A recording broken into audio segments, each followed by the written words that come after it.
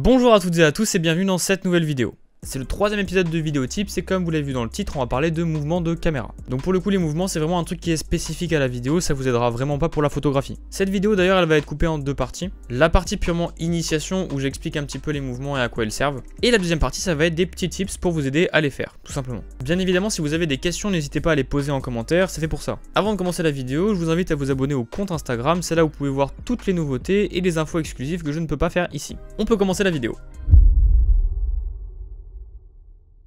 Alors les mouvements c'est super simple et il n'y en a vraiment pas des masses. En fait ce qui fait d'un mouvement qu'il est compliqué c'est le fait de combiner plusieurs mouvements. Donc la base de la base c'est le pan et le tilt. Le pan c'est pour panoramique, donc un mouvement latéral de gauche à droite ou de droite à gauche, et ça sans que la caméra ne change de position dans l'espace. Et le tilt c'est pour l'inclinaison sur l'axe vertical, donc haut bas ou bas haut, et toujours sans bouger la position de la caméra. Jusqu'à là j'espère que vous suivez, c'est les mouvements les plus simples, je pense pas avoir à développer plus que ça. Ensuite on a le travelling, donc ça c'est quand la caméra se déplace dans l'espace, vers l'avant, vers l'arrière, vers la gauche ou la droite. Vous avez aussi les diagonales mais vous avez compris le principe. Elle peut d'ailleurs aussi bouger en haut ou en bas. Et du coup un travelling c'est sans que la caméra ne bouge son axe ou son orientation. Après un peu plus technique, on a le vortex. Alors c'est certes un grand mot pour pas grand chose, c'est quand la caméra s'incline comme ça et pivote en général, les gens font un tour ou au moins un demi-tour. Alors pour le coup le vortex c'est un truc qui reste super compliqué à faire quand on n'a pas de matos, je conçois. Et enfin le dernier c'est pas vraiment un truc que je considère comme un mouvement, mais dans les faits ça reste quand même un truc qui bouge à l'image et c'est le zoom. Bon le zoom pas besoin d'épiloguer pendant 20 ans je pense, zoom des zooms, c'est vraiment dans le titre du mouvement quoi. Ok maintenant que vous connaissez un petit peu la base des mouvements, maintenant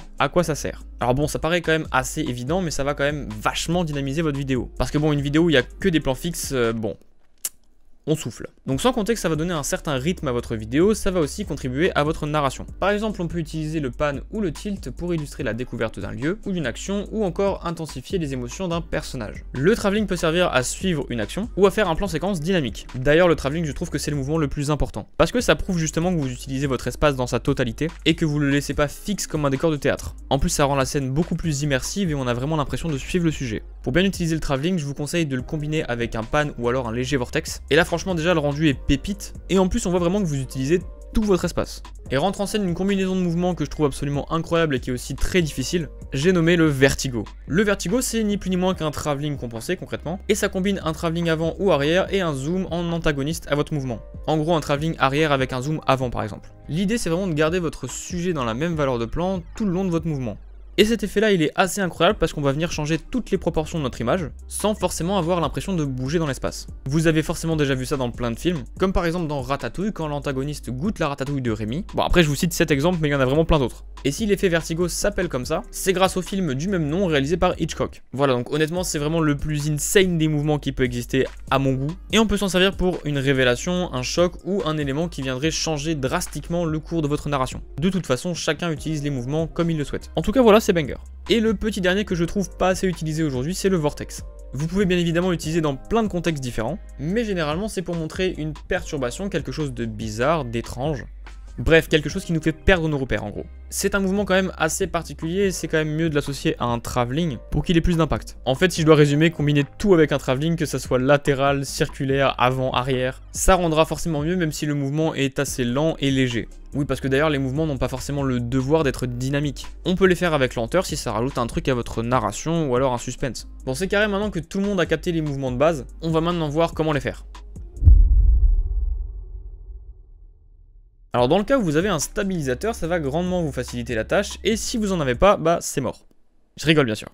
Pour faire un travelling, c'est quand même vachement recommandé d'avoir de la stabilisation. Donc que ça soit un objectif stabilisé ou encore un Ronin. Parce que si votre mouvement est tremblant à l'image, ça sera pas forcément joli. Alors bien évidemment, je suis le premier à dire que la caméra portée ça peut être une alternative, mais même en caméra portée, c'est quand même cool d'avoir un peu de stabilisation. Donc en gros, prenez des trucs pour améliorer votre stabilité. Quand je dis ça, je pense surtout à des poignées, un easy rig, en fait tout ce qui pourrait améliorer votre confort pour améliorer votre stabilité. Ça va déjà grandement faciliter la prise en main et en plus ça vous évitera de bouger dans tous les sens. Le but c'est quand même qu'on voit ce que vous filmez. Donc voilà, en gros, si vous n'avez pas de stabilisation, achetez au moins des poignées. En ce qui concerne les stabilisateurs, ça sera quand même assez fluide si vous les utilisez, mais il y aura forcément des petits à-coups dans la marche, qui peuvent d'ailleurs se régler facilement en post-production. Mais si jamais vous voulez qu'ils soient lisses comme jamais, vous pouvez opter pour plusieurs options. En fonction des moyens que vous avez, vous pouvez utiliser un truc qui roule. Donc par exemple si vous faites du skate ou du roller, vous vous mettez dessus, vous filmez et vous aurez un travelling qui sera plus ou moins lisse. En tout cas ça enlèvera les à-coups de la marche. Si vous faites pas de skate ou de roller, ce que je comprends totalement, ou alors que vous tournez sur des surfaces qui sont impraticables en skate ou en roller, va falloir utiliser la technique du ninja walk. Alors c'est assez ridicule certes, mais si on le fait bien et qu'on n'est pas trop rapide, je vous garantis que votre travelling sera un petit peu plus lisse.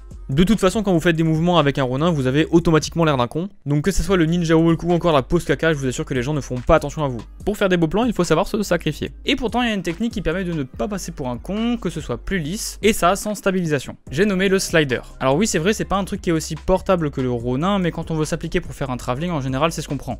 Et d'ailleurs, même pour faire des vertigos par exemple, c'est fortement recommandé. Donc c'est vrai que ça prend quand même une certaine place, faut le mettre d'ailleurs à niveau, mais c'est la meilleure méthode pour avoir un truc propre. Bon, sinon pour les mouvements plus simples, genre par exemple un pan ou un tilt, là il faudra un trépied. C'est le meilleur compromis et de toute façon, un trépied c'est la base.